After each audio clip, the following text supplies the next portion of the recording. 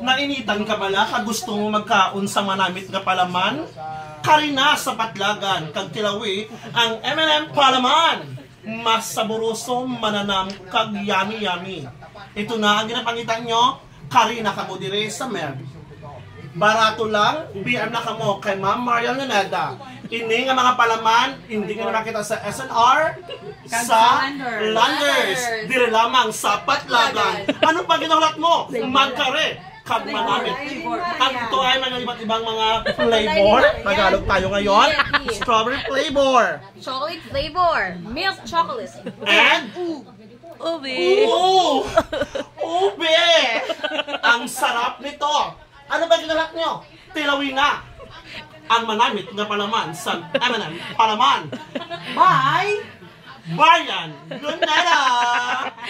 Namit na saboroso pa at the same time, affordable. Oh, tagpila. Pagpila ini, 140 lang.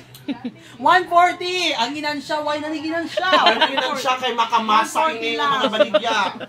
Kay tanan ka mo, ginapalangga, barato na, manamit pa.